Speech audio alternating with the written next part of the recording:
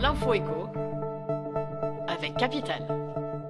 L'info pratique Capital. À partir du 1er janvier 2019, le passage à la pharmacie risque de vous coûter plus cher. Une réforme de la rémunération des pharmaciens va en effet impacter le prix des médicaments. Le changement concerne les honoraires de dispensation des pharmaciens, c'est-à-dire la part qu'ils touchent sur chaque médicament depuis 2015. Jusqu'à aujourd'hui, ces honoraires restaient indolores pour le patient. Ils étaient pris en charge par l'assurance maladie et les complémentaires. Mais avec l'application de la réforme, ces frais pourraient rester à la charge des patients. Découvrez sur capital.fr une astuce pour ne pas avoir à payer ces honoraires.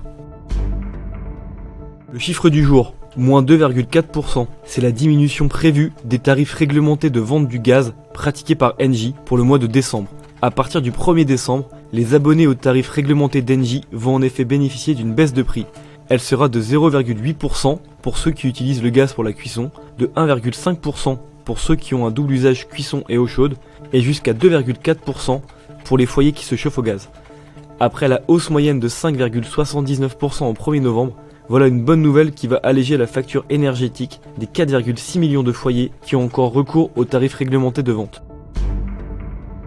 Le coup de gueule du jour a été lancé par la maire d'un des plus beaux villages de France. Elle s'oppose à l'installation d'un parc éolien à proximité de sa commune. L'édile d'Apremont-sur-Allier, dans le Cher, proteste contre la construction de 4 éoliennes sur les communes voisines de Langeron et Saint-Pierre-le-Moutier. Située à une dizaine de kilomètres de là, Apremont-sur-Allier accueille chaque année 150 000 touristes grâce à son château classé monument historique et au label des plus beaux villages de France. Dans les pages du Figaro, la maire s'alarme que ce projet éolien viendrait gâcher la vue des touristes de passage. L'affaire a été portée devant la préfète de la Nièvre qui devra statuer sur ce projet d'ici mars 2019. Et enfin, le lingot d'or sera-t-il la valeur refuge pour placer votre argent en 2019 ? On pourrait le penser en découvrant dans ce diaporama les 12 raisons pour lesquelles le cours de l'once a des chances de se redresser.